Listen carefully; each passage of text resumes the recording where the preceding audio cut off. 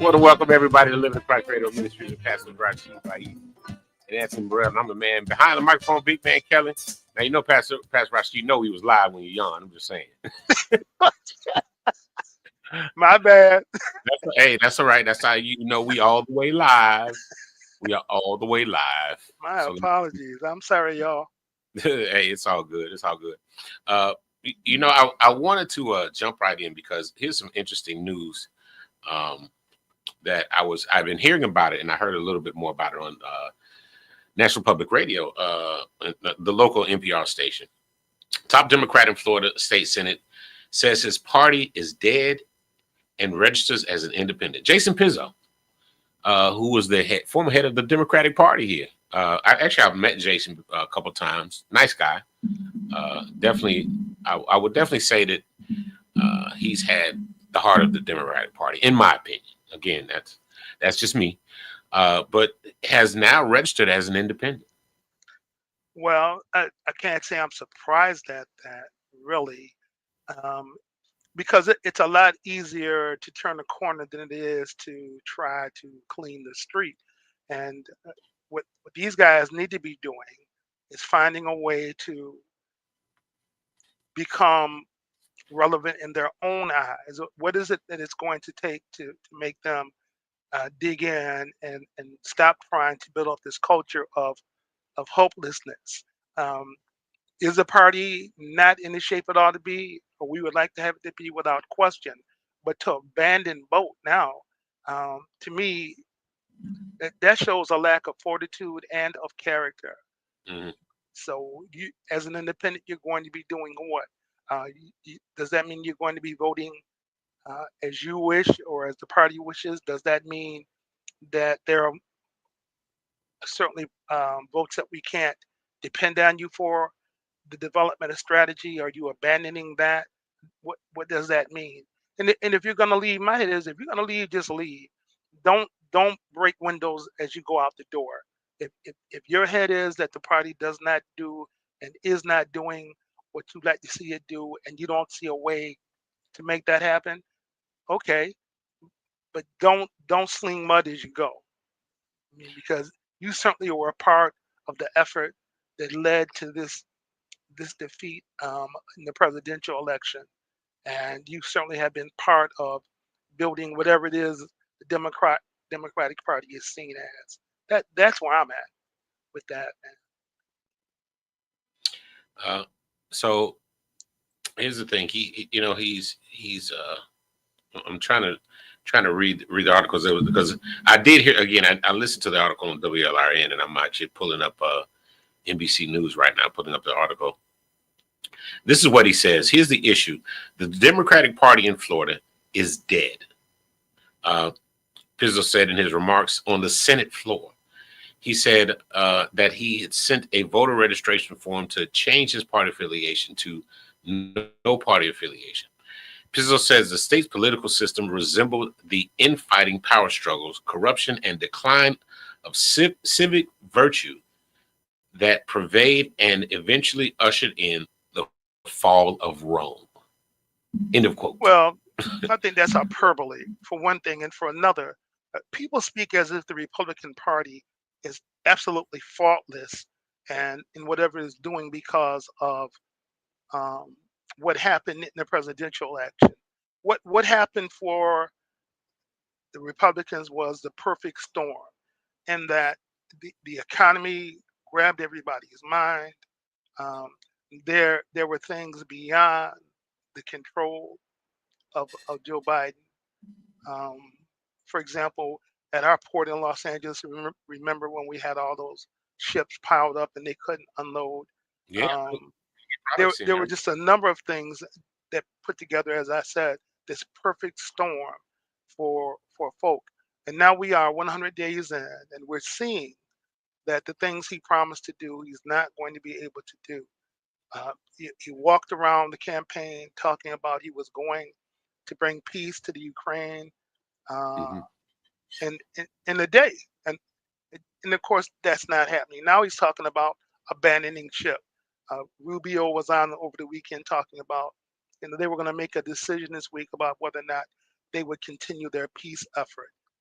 And um, as a result of that, that they're looking for an excuse because it's turning out to be much harder than they thought it would be. And remember too that when they came in, they they weren't trying to be equal-handed in this thing of what they wanted to see from Ukraine and what they wanted to see from Russia.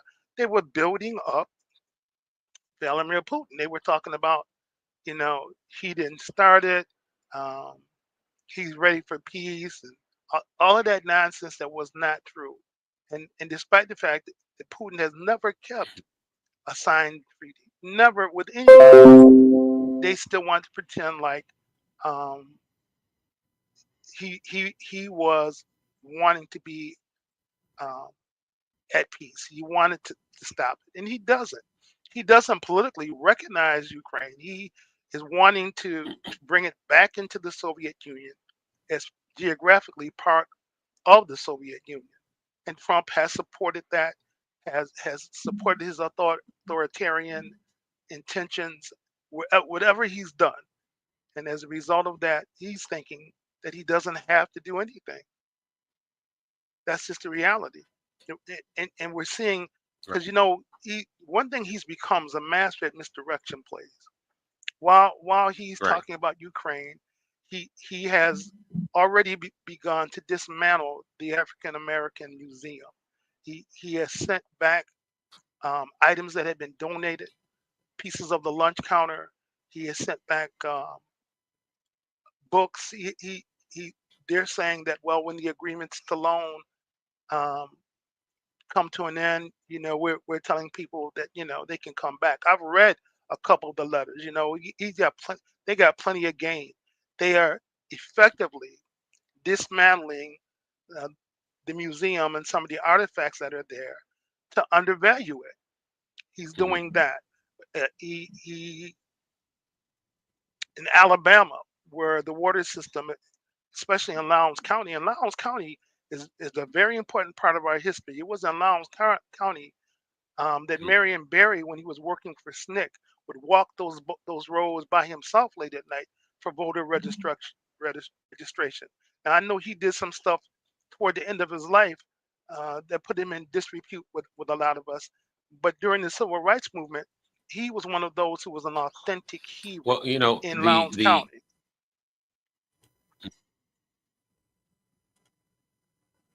Hey, Pastor Burrell. okay. I mean, I oh, you heard that, Pastor Burrell? There we go. You saying hello to me. Hello there. Amen. So for that dude to talk about he's going to be independent. Independent of who and for what? Um, Mhm. it's just now's the time. Uh, it's like you're in a war and you lose a couple of battles and you go go to your opponent, your enemy, and say, "Listen,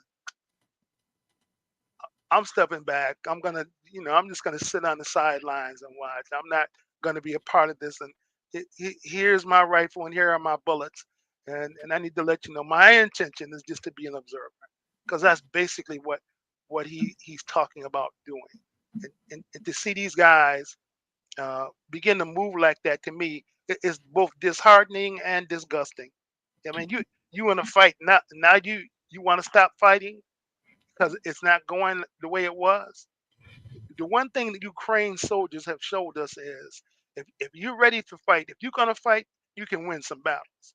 They don't want to fight anymore. You know, they have let the Republican Party dissuade them of everything they're supposed to be about. Get in the game, man. I don't want to hear that foolishness. Get in the game.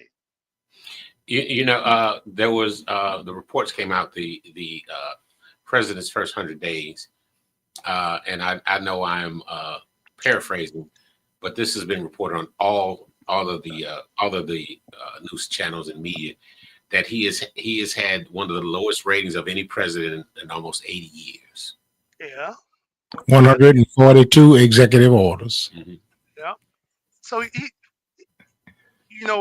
let them know that he was going to do this in an authoritarian manner, that he was going to be a dictator.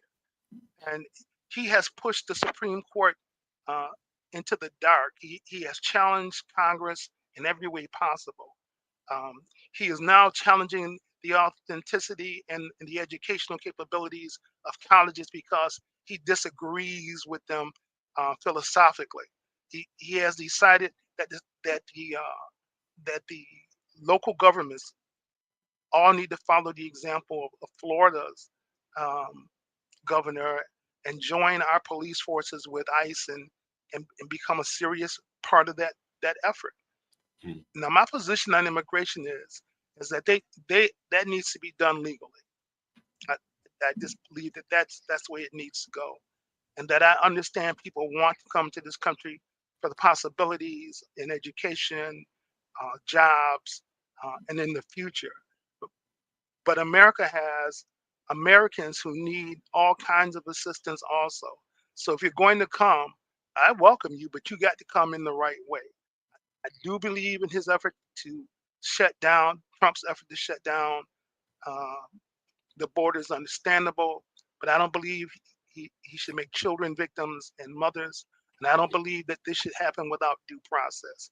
But he feels like that whenever anything goes wrong, he brings up immigration uh, to people who are challenging what he's doing, suing colleges and suing different law firms, um, and beginning to take apart the African American Museum, things like that.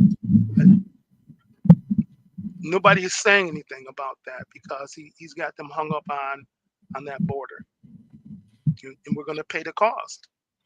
We both individually as a people, as a segment of this population, and we as a country. And it's because we're letting it happen. We're just sitting back. You know, it's I, amazing to me. It just really, who's it got just the really is amazing. who's got who's got the cojones to stop him? I mean, I'll be honest with you. It's like the You know, Republicans are running in I've heard. fear. Democrats Yeah, are running in fear. He's controlled. He set everything up. He put his people in place so that he did not have to be responsible for his actions. what? When the, No, that's not true. He told us what he was going to do. well, He told America, "This is what I'm going to do. I'm gonna kick y'all in the butt, and you're gonna like it." That's the deal. I'm not gonna obey the law. I have never obeyed the law, yeah, and they let him slide. And when people were told that this is a convicted felon, and you've made him president, now he was running around saying what over the weekend? Now he's not only running America, he's running the world. right. I heard that. Okay, and this is the kind of man that you all want to be the leader of your country. You're not. Look, in the '60s when we first started the civil rights movement, and I started activism in the civil rights movement at age 16. They were saying the same kinds of things, that this is a monolith that's too big for us to fight. How are we going to win this? You're risking your lives, all of that stuff. Yeah, that's the deal, because we were in a war for equality. We were in a war to make things equitable, if not equal. And as you all know, we lost a number of very courageous people during that time. I mean, it wasn't just the well-known folk like Martin and Malcolm laying down their lives, and Medgar Evers. There were leaders in local places, including Florida, where the leadership in the Black community were killed or threatened or lost homes, all of that. And yet we continued to fight. Now, we've not attained what we wanted to, but we certainly moved from where we were. And if they're serious about being in opposition to what's going on, if they're serious about not wanting the American democracy to become completely broken in pieces, they got to show some sign, as we say. You got to show some sign. Either you serious about a thing or not. I mean, that's been my attitude lately with so-called Christians. Either you serious about Jesus or you're not. If you're not, say that. And we can find a church for you to go to where they're not serious either, because you can tell by what they preach. If you serious about politics being the way you make change, get in the game, start swinging. That's the deal with that. I'm gonna be honest with you, Rashid. I think one of the biggest problems that people have right now, believe it or not, is simple fear. Yeah, Um, it is. I mean, what's her name? Markowski? Is that the girl out of Alaska? Senator I, out of Alaska? Yeah. yeah, Hmm. Because she was saying one of her people were telling her that they were afraid, and she said, and I told them I'm afraid too. But you still got to say something. mhm. That's the intent, to put fear in the hearts of people. Now, look at where we're at now. We're in a place where elected officials are saying, "I am afraid to say anything because of the retribution. I'm scared to say anything." Let me say something. I don't have any fear. Um, Me either. I really don't. Um, because I thought about something. I mean, we've already heard what he's considering doing about even jailing the average everyday citizen, about jailing him in another country. Um, when you look at what happened in the 50s and the 60s and the early 70s, these people sacrificed their lives. Right. And what's interesting? All those years, decades, half a century, we talked about how many people died for your right to vote. And now it's come to pass. It's come to pass that they sacrificed, and you see why they sacrificed. And I gotta be honest with you. I think purposely that we were set up not to have the same leadership that we had from the 60s. Because if you notice, who is that leader or those leaders that are black folks now? Jesse's too old. He's not gonna be around too much longer. Al Sharpton is up there too as well. Um, and I think because we've been given, we have a generation of black folks that are feeling content, so they didn't think there was a need for it. Then you have the next generation that is so distracted, that and honestly, I think it was all purposely done. I really Well, do. I'm sure it was, but I remember I heard somebody say Lawrence Fishburne in the movie The Brothers in Los Angeles. Boys in the Hood. Yeah, he said to them, he said, "There's one thing for someone to plan your destruction. It's another thing for you to participate in." I remember that scene. That was in the scene where he took him out to. He was talking about gentrification, and Right. remember that. And we participate in this foolishness. We You're right. we did our best work in the 60s because they were, as you said, fearless. Now, and we did it understanding the risk, understanding the risk. Now, in the early movements, in the civil rights movement in the 60s, early 60s, early 70s, the initial movements, the edition demonstrations, that was youth movements. If you go back and look at the tapes, the newsreels from those actions, those marches, those demonstrations, it was children. The majority of people were young people. We have not raised our children in that way that they raised us, where we understood the value of what we were trying to do was greater than the sum total of our life. Mm. We weren't doing it. It might work today, but it may not work for another 15, 20 years. But you're called to do it anyway. And we don't have that movement anymore. Because as you said, they're content. These guys got a little bit of money. They got reputation. They're in the media electronically and in newsprint. They got high profile. They're happy. I remember when we began to see many of our local leaders in different places begin to step back from leadership roles because they were offered different jobs and different salaries and different things. And as a result, they stepped back from leadership. And now we have that here. You know, this one is chairman of that, and this one is chairman of this. And, I can't risk my life.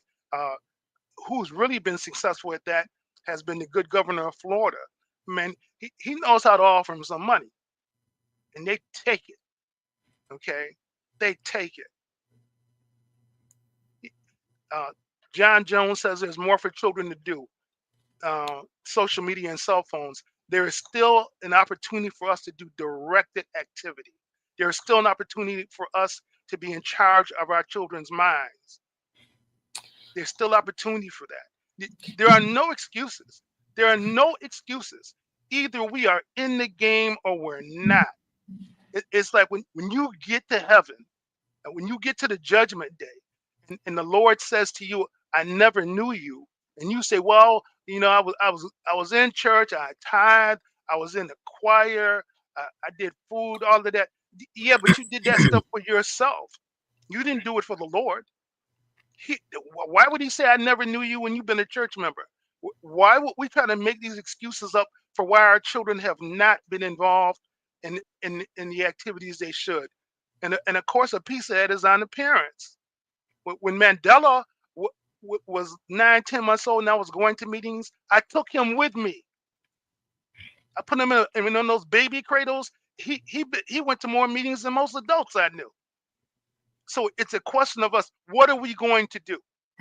It's like you always say, Kelly, we're going to talk about it or we're going to do something about it. I was putting up something because we're talking about social media. And I was actually putting up something LA Times. And I was actually just looking at the relationship between Zuckerberg and Donald Trump. Mm-hmm. And the title of this article is called "Once a Trump Critic, Mark Zuckerberg Pivots Towards the President." This is back in February 3rd.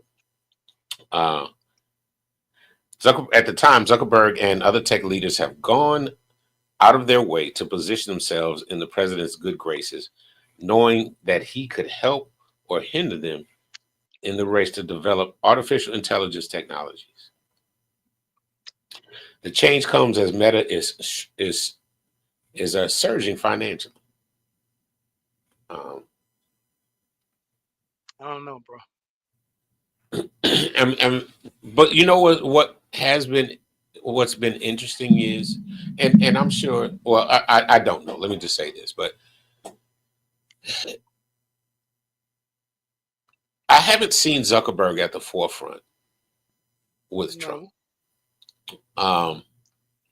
And you've seen Elon Musk out there. We've seen, Doge and all that other stuff.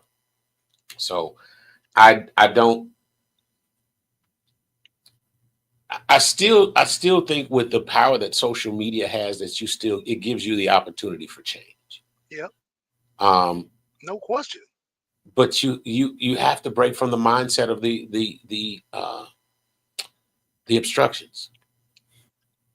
Well, Living in Christ Ministries is a perfect example of not walking in the same lane as everybody else, Right? And doing it at some risk to ourselves. Because if we think that there are not people in places listening to us that are not for us, we're sadly mistaken. Oh no, we on somebody's enemies list now. I'm sure. It may be a long list, and we ain't at the top, but right. We on somebody's list, absolutely. And that's the thing. I don't fear being on that list. No. Because at some point you have to realize. I think two things. What are you willing to live for, and what are you willing to die for? Amen. And they're both the same things in my book. All right. Amen. That's good. I'm willing to live for freedom and die for freedom. Yeah. I'm willing to live and die for these things because this is the legacy that I want to leave to my children, to my sons who are and my daughter who are intelligent and who are ready to be contributors of this society. And what disservice do I do them by not standing up, Right. by not showing that they can hold their head up, by not saying it's okay when you see something wrong to talk about it, to say something publicly about it, and you shouldn't have to fear the retribution. Um, because the reality is those who have negative things to say, and we see it all day long, they are not in fear of the retribution. The, Hmm. you see, how often do and I watched one today, that interviewer, the interviewer that does interviews the MAGA people and the Trumpers, and literally today's clip basically referenced MAGA as a cult. Hmm. And to hear him interview this woman, and this woman say, well, what did you like about his last presidency?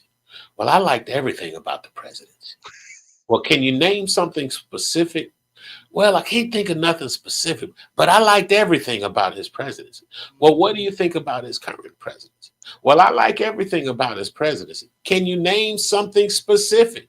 Well, I can't think. You know what it tells me? It tells me, it's like that saying I always say, that people walk through this political process like lemmings. And for those people who don't know, lemmings is a game I used to play. And in the lemmings game, you would give one of these soldiers a job to do. It could be building a bridge or digging a hole. Well, what would happen is once they did that process, if you didn't give them another thing to do, they would just fall off. Hmm. And so that's what I mean about these people that are they're going through this whole political process without an open mind, without an open eyes. I mean, just literally, just it's like driving down the street with your eyes closed. Yeah. You're not paying attention to where you're going, what you're doing, how this affects you. But Um, plus, I don't think people really understand what it was like to be in those demonstrations and to be a part of those groups, SCLC and the Black Panther Party and uh, all of those things, and how dangerous the opposition was.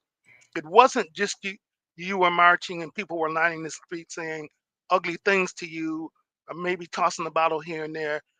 Listen, they were tossing bricks, they were tossing bottles, and if you were a straggler and a group caught you, they try to beat you half to death or hang you from the nearest tree.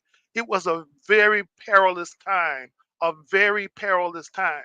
And as a young person, you were acutely made aware of your mortality was at risk, and yet everybody went anyway. Everybody went anyway. And for these guys to step back, I'm taking my ball and go home because I didn't win the game. No, that's not what you do. You get back into the game. And is it too much to ask these guys to develop strategies that are more realistic? But what is it Burrell said? He said they need to understand that some of the things that they support, much of America does not. And they're not going to support some of that stuff. And we just need to realize that, and not think that, well, I'm just too progressive, I'm just too intellectual, uh, I'm just too elite to be thinking like that. Well, you need to get out of the politics then, because if you're going to win, there's not enough of you all to win with that thought. And the election demonstrated that. Okay, it demonstrated that. They need go back and review your history. Go back and look at some of that stuff. Go back and look at that video of when Cheney, Goodman, and Warner, when Don Cheney had a funeral, and his little brother had to be about, he had to be about 7, 8 years old, and tears are running down his face as he was looking into the casket of his brother. And yet we marched on, bro. I don't want to hear, I got to work, or I got to do this, I got to do that. Hey, so do the rest of us. And if you got children and you want them to have a shot at knowing who you are and your history and knowing what they have contributed, you Mhm. better get in the game. I mean, how do you attack a museum and remove the artifacts? How do you do that? Now, remember, our museum is across the street, as I understand, from the Holocaust Museum. Well, you know, Rashid, too. He went out. Go ahead, Pastor Burrell. Pastor Rashid, we lost your audio. But It's a communist plot. There we go. there we go. I would say it's communist plot. You know, Rashid, you know, I always say we ain't got no more excuses anymore. You know how the saying is about if you want to keep it from us, put it in the book. Hmm. You can't even use that against you, because you know what? There's enough social media content, movies about things that have taken place that have taken place in our history, and give at least some kind of accuracy. And I'll tell you what I'm actually looking at, and I'm reminded of the killing of Fred Hampton in Chicago in 1969. Yes, sir. Right, Without question, a police operation. 8 months before I was born. Wow. He was, and if you go watch, I'll pull up the name of the movie. But there's a movie about it. Yep. And the brother who had infiltrated the Black Panther Party that assisted and basically slipped him a Mickey so he would be asleep when they came in to kill him. My. You know, there were also black policemen involved in that operation. I remember when they did a special on it, and there was a brother who was a detective, and he was just as adamant about they only shot because they got shot at as everybody else was, even though we all know that wasn't true. Mm-hmm. And Fred Hampton, like Martin Luther King, like Malcolm X, like Medgar Evers, had to have known that at some point they were coming for him. Yes, sir. Mm-hmm. Had to know that. And yet he came anyway. He marched anyway. And they went into that little small apartment, man, and his wife was in there. She was pregnant at the time. And, you know, brothers, the greatest example we have in Christ is Christ's determination to do what he had been called to do, to follow his Father's commands, to be that ultimate sacrifice, right? One of the things about motherhood is that if you cannot sacrifice, you cannot be a good mother. Because sacrifice means that you need shoes and the baby needs shoes and the baby gets the shoes. You want to smoke, but the baby needs milk, baby gets the milk. Those kinds of things.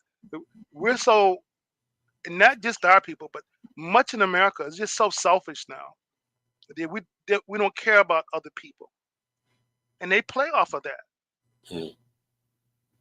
By the way, Rashid, I just looked up the name of that movie. It was, and I've actually seen it a couple of times. I may watch it again this week. Judas and the Black Messiah. All right. Is the name of the movie. That's a good movie. And and again, I've seen the movie, and it talks about how the Chicago police and our government had infiltrated that form of the Black Panther Party. Oh, and you know, yeah. And they interviewed the police officer that basically, because they had a drink that night, and he slipped something in his drink so it would make him go to sleep. Because, and here's the thing: if it's a raid, how do you? Well, I mean, I'm not even going to try to make rationale out of that, because I was getting ready to say, well, you know, how do you go into a raid and kill everybody while somebody's sleeping? Because that was the intention. Yeah. That was the plan. The plan was to kill him while he was sleeping, so he could not fight, because Fred Hampton was a fighter. Yeah. And so, and I make this reference to fighting to remind us the only way that they will pay attention to our marching is if we march with our dollars. That's it. And I've been saying this for a long time. And now it's come to pass, Pastor Burrell, Pastor Rashid. I'm going to be honest with you. We can do another Million Man March in D.C. Target is almost billions of dollars. Yeah, for all of the nonsense that Jamal Bryant is into, it, he has proven to be very effective in putting that in place to target target, you know, to and target. it's had some effect, you know, and because nobody wants to lose dollars. Nobody That wants to is, lose them that dollars. is like I said, I've been saying it for many years now, and now we see the only way they will care. The Hmm. only way they will make change, the only way that we can influence them is with our $1.6 trillion Yeah, black folks have in this country. Take what Oh, I'm telling you. Let's. You know what? I'm just gonna put it out there. I'm gonna put a flyer out there. I'm gonna figure out a day, and I'm just gonna put it out there and I'm gonna share it. We need to have a 1 day boycott where black folks don't spend one dime for a well, that'd day. be powerful. it would One be. dime. It I, would show off. Don't I buy a remember loaf. we used to be able to do that kind of stuff. Listen, don't buy a loaf of bread. Don't buy your lottery ticket that day. Don't go Don't get a buy gallon of nothing. gas. Don't pick up that Pepsi or that Coke at the corner store. Leave McDonald's alone, Yeah. Burger King, and all that other stuff, man. Just give me a day. Just give us a day, And man. and I will say this because you brought up McDonald's, because I have love for Roderick Hagan, who is our only black McDonald's Oh yeah, franchise. he's a great brother. So I will say this, and I've even shared this with you guys. If I take the kids to McDonald's, I'm gonna go to his store. Yeah, I'm gonna go to yeah, one of his 4 stores. He's yeah, got the man. one in Lauderhill on 441, the one on Davie and 27th, The one uh, on Broward. the one on Broward across from BSO, and Oh yeah, and then the one on Oakland and Andrews. I will purposely go to his store to spend my dollars, because that I remember that one day when my boys, they usually want pizza. Dad, we want to go to McDonald's, and again teaching them how important it is to spend your money with your people. That's And right. again, this is not to say I'm not against spending money with white people, but I am for spending money with my people so that we can benefit from it. yeah. Because I can't think of anybody that I sent to one of his McDonald's for employment that he didn't hire. Okay, Let me tell you something. can't think of one. Let me just add to it the scholarship that the city of Laurel Hill has had for the past few years.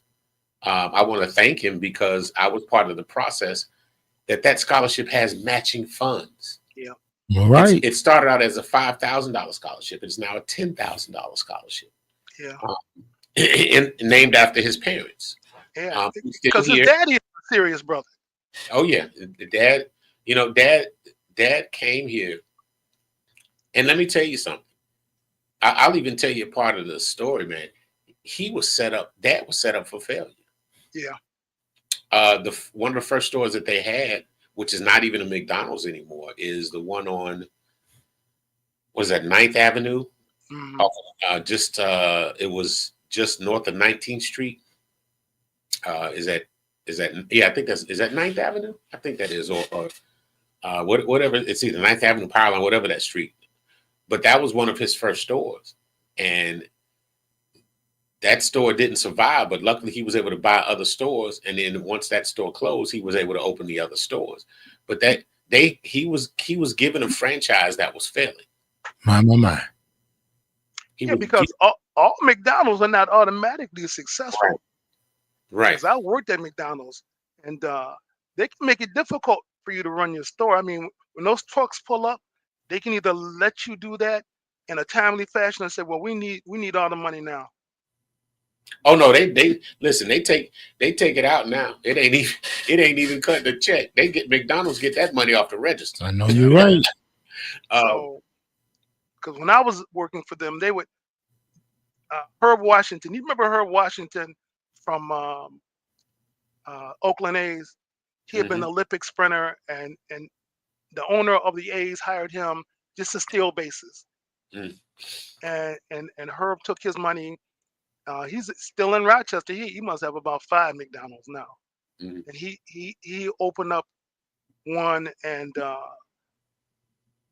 was no looking back, man. And he was telling me how that went. At that time, that those guys could really put you on a cross if they desired to. Mhm. So, but despite all of those kinds of things, we managed to be successful. Mhm. That's what encourages me. I also want to encourage people during this time, because I don't know if y'all can feel it, but there is just this I'm trying to think of how to verbalize it. It's just this strange spirit of uneasiness, and I don't know if y'all Oh can. yeah, oh yeah. Oh, there's no question about that. This country has an atmosphere of something that, something is out of balance tremendously.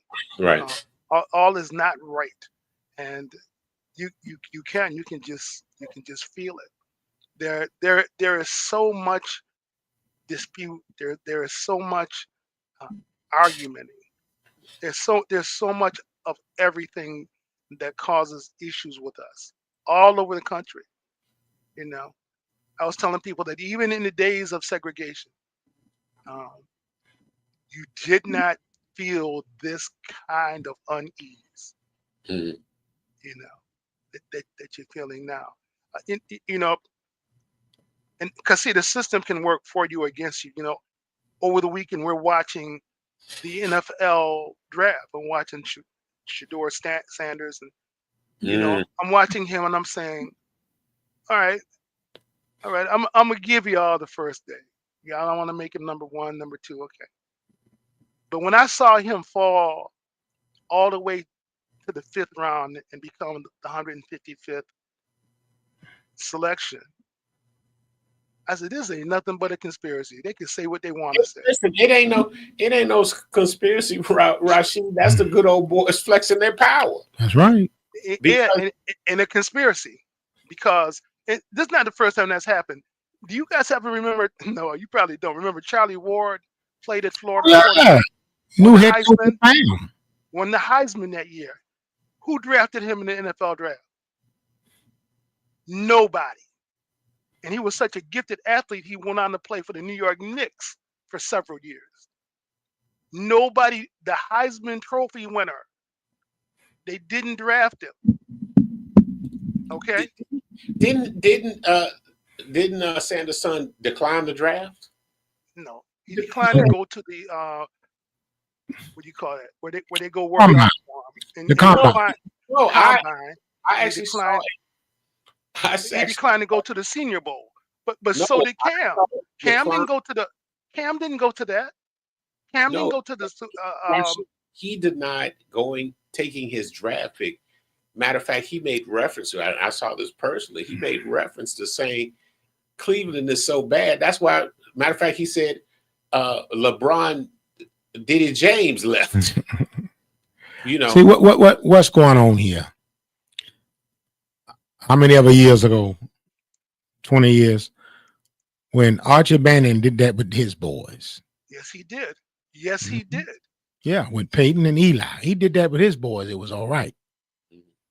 But when Dion does it with his son, there's a problem. It ain't all right. Right. And that's a big word. It's loaded. It has powerful meaning. But in this situation, I think it'll be proven conclusively that this was collusion. Oh, yeah, absolutely. It was collusion. Yeah. But I mean, that's obvious. It's obvious when you have a young. Matter of fact, he even made reference to, how do you let the person that I threw to go in the first round? Yeah. I'm the quarterback that was throwing to him. Right. And you have me. I mean, this man led the nation 74% completed pass. Yes. And think about it. He didn't have that good a line. He got sacked. No, he didn't. He got beat up. Mm-hmm. And he experienced success in a less than optimal situation. Yeah, man. When he didn't get drafted those first 3 rounds, there were people speculating that can he get his college eligibility back? Go and play that extra year, because the way this thing has played out for him, he's gonna make more. He's gonna make less money going to the NFL than he made with NIL, names, images, and Wow. likeness. Yeah. And, He's gonna make less money. I think that boy going to end up being rookie of the year. I think he has a prime opportunity. I'm Well, sorry, you know I'm what? using your He word, has to impressed a start. lot of people Yeah, with man. the way he handled this situation. Didn't he handle that well? He Even when handled that it boy somewhere scammed that him? people are saying, you a general manager, you a coach, you'd be crazy not to want somebody who, in this difficult situation, Yeah, came through shining. yeah. You know, why would Yes, you he want did. that kind of person to lead your team? Because they were saying all kinds of stuff about him. And when he got selected, you would have thought he got selected one. The way the family reacted and he reacted, they were just joyful. And I said, I don't know what they're talking about. That boy and the family got plenty of class, and he has definitely been raised right. And so here we are. But I think he's going to end up starting in Cleveland, and I think he's going to have a good year. I think he's going to have a good year. I asked the Lord to give him a good year, because everybody views us in a group complex. And so however they treated him, he was standing in for treating all of us being treated that same way. And when I saw some of the coaches, including, some of these black coaches, pass on him, I said, boy, that's sad. But that lets you know how much power the coach got. Yeah. Because when we got to number 21 for the Steelers, and Tomlin didn't draft him, Yeah, man. and you still letting Aaron Rodgers A pull your strength 50-year-old man. around, you got to be crazy. Yeah, man. Aaron Rodgers didn't do nothing for the Jets Jets at all. for the last 2 years. No. He's long in the tooth.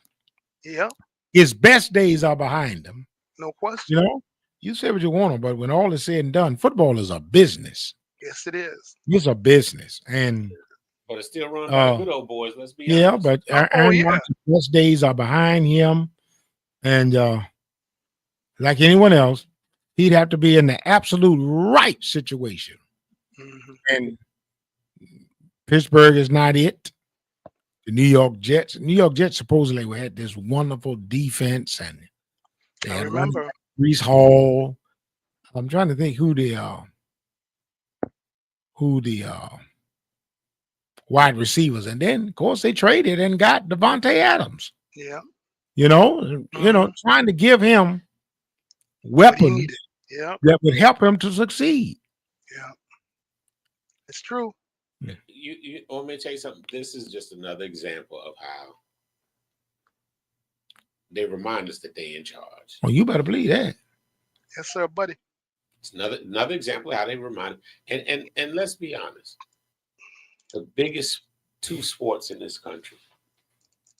Well, two of the three, or actually all three: baseball, basketball, football, dominated by people of color. Yeah. I know that more so on the baseball side, it may be leaning more towards his brothers, but they still brothers regardless, just because they come from the Dominican Republic or Puerto Rico or Mexico, anywhere else in Central or South America. So, but they are still of African descent. Yes, sir. And that's why for years some people have not sided with me, but I believe if you can, every dime that you can get out of that game, get it, because there is so much money made off of your back. Yeah. And I'll be honest with you, I'm actually glad to see that these college players are starting to getting this NIL money. The only thing that I wish, and maybe something that I can try to work on. I have a nephew who's a bit of a financial genius. Teaching these kids financial responsibility. Because you know what? Some of y'all, wait a minute, most of y'all, matter of fact, almost all of y'all ain't gonna make it to the NFL, the NBA, or to Major League Baseball. Yeah, I think it's 1 out of 1,000 or something like that. I'm trying to remember, somebody broke down the stats for me many years ago, Rashid, but it was something crazy like out of, there's like 1 million football players in this country on a collegiate level, and those 1 million players are fighting for how many jobs in the NFL annually? Well, 7 times 30. How many new players get picked average every year in the NFL? Your draft, the 7 rounds of the draft was 225 people. So you got basically 1 million kids fighting over 225 jobs. Yeah, you got the few that make it through the free agency system. Yeah. And all of them don't get to stay on the team. Oh no. Your chances further down in the draft you go. Yeah. But they were showing, brother, that a number of the all pros in the last several years had come from the bottom of the draft picks. They weren't in the top 10, and they weren't in the top 25. There were guys who got picked in the 7th and 8th round. And I was saying, yeah, I can understand that, because those guys, you coming in there hungry. You better believe that. You coming in because you got to do something. So here we are. So, but in any event, you're right that our young people need to understand what their chances are, number one, and number two, how to put that dollar up when you get it. If you got that dollar, it's like Will Smith's daddy told him. Will said he was bragging to his father about the number of cars that he had, and he said his daddy said, "Yeah, well, but you can only drive them one at a time." That's right. And you can have 17 places to live and a car in each place, and that's just a waste of money. You can only lay your head in one bed at a time. One bed at a time. So and that's what we need to teach them. So hopefully we'll begin to do that. We have to do a whole renewal in terms of how we are raising our children at present. That this generation of parents doesn't understand parenting, or the consequences of not being a parent, or the consequences of getting pregnant, or the consequences of using drugs. My best friend who died at Attica, in the Attica Rebellion, probably was the most brilliant mind I'd ever seen, and kept thinking that he was going to whip those drugs. I said, bro, nobody has ever whipped them drugs. No, that's right. How are you going to do it? And O.D. Barkley, and he, Rashid, because I'm working in the school system, you know what I see. And listen, if I catch flack for it, I catch flack for it. Distracted people are raising distracted children. Oh yeah, that's well said. Distracted people are raising distracted children. That's a great sentence. I see it in. You can't wonder why a child behaves the way they do. You don't have to, because they learn it from the parent. Mm-hmm. They learn it from the parent of not respecting authority, not respecting themselves, not respecting their other students. And honestly, this is this kind of stuff that translates into children not getting educated, having low test scores in your schools. Mm-hmm. And I know for a fact, because I see it. We have in our community, we have a population of children that are dealing with homelessness, financial shortcomings, PTSD. I get it. But school should be a safe place. School should be a safe space. School should be a haven because I can brag about Boyd Anderson. There is so much that our principal and our APs and our teachers, that we go so far and above and beyond the having the programs and the things. And let me just tell you, well, Pastor Burrell, you had the opportunity to be in the room with some of those kids. That's right. And listen, they ain't all straight A students, but I consider them the best of the best. My 5,000 role model in our MTL. So those are the kids that I look to be an example.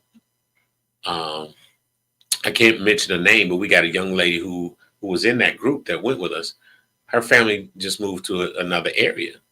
So she has to get into the magnet program so she can stay at Boyd Anderson. Mm. And to see this young lady be able to come into the office and be able to communicate what she needed to do. And this was a ninth grader. When I first met that young lady, I thought she was like a senior. She got her head on straight in ninth grade. You know how rare that is? So we have to be able, we have to focus on those kids so they can be more examples.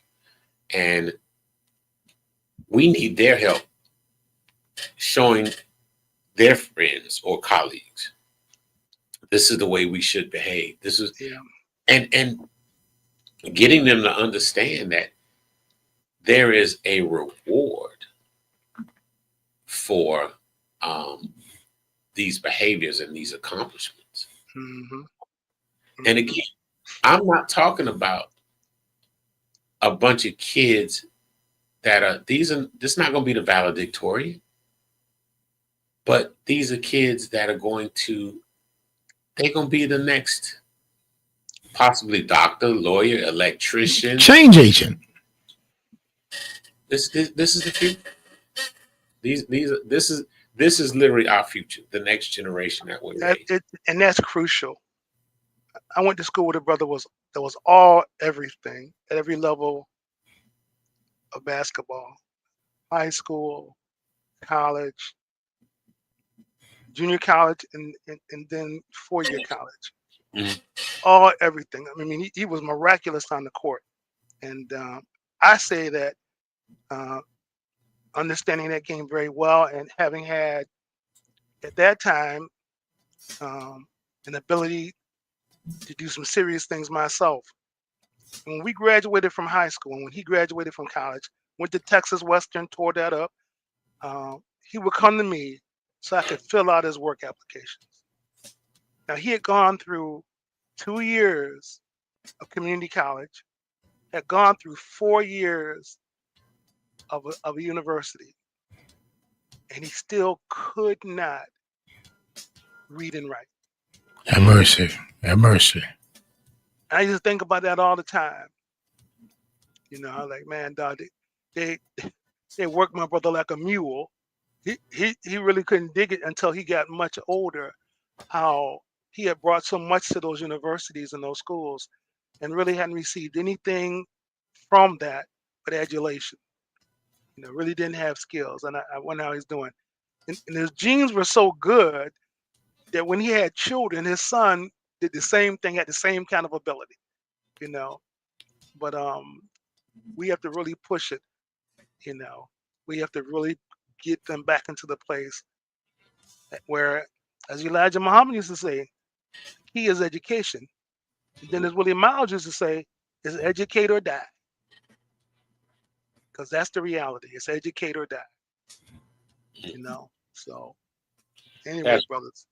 Pastor Burrell, where can they get some of that good word? Man, listen, I'm going to announce a new address. I've been saying 4501 4645 is the official address that the city of Lauderdale Lakes has assigned to Central Charter School. 4645 North State Road 7, which is also known as US 441 in the beautiful city of Lauderdale Lakes, Florida. So we're excited. In fact, this Thursday, Pastor Rashid, at 10 a.m. Yeah, be in the house. And we're just looking forward to a great time. I've invited ministers to come and to share and to be with us. At the school? Yes, sir.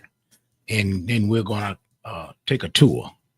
Yeah, we're going to take a tour of the facility, and people have an opportunity to see what the Lord has done. All right, well, put me in the back because you know I'm gonna be moving slow. I'll put you right at the door. I'll put you at the door. Yes, sir. Yes, sir. Pastor Rashid, where can they get some more of that good word? Online, electronically, man. Thursday evening at 7, Sunday morning at 9, and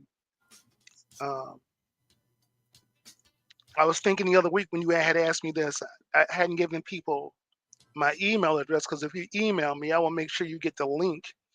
My email address is Baith, BAAITH 05 at Comcast.net. And I'll make sure that you get a notification whenever we send one out about Bible study. And we do a great Bible study. Everybody has some really interesting questions and have gained a deeper understanding of the Word of God and the life of Jesus Christ. Last week we were doing a study on the appearances of Jesus Christ after resurrection, because you rarely hear people talk about that, and people really enjoyed that, and we're saying, no one has ever talked to us about the number of times that Christ was seen and the number of people and that kind of thing. So, just trying to give us a broader understanding of what it is that we say we believe in. So come and join us, and you'll have a good time. Well, I want to remind everybody that May 1st is officially mental health awareness. So I want to remind us, especially as Black folks, minorities, however you want to label us. The same way we go to the gym, the same way we go to the doctor, we need to get healthy on our mind. The mind is like any other muscle in the body. That the heart, the lungs, the muscles, it still needs attention. And it does indeed. And in our community is one of those communities that does not focus enough on mental health. So May 1st we'll start off. Matter of fact, one of the teachers at school gave me a shirt for our department. We're going to be wearing these special shirts that basically say it's okay to be different. Talk about autism. Amen. So I just remind people, especially our people. Yeah, because we got a serious autistic police car. Go see the doctor, even when it comes to your mental health. Yes, sir. And find church that will help the mental. Yes, sir. Find your word church. Any other last closing words, gentlemen? God is good, man, and I'm just God is good. Great to be alive.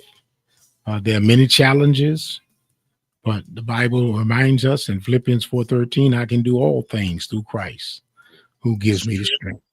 Strengthens me. Amen.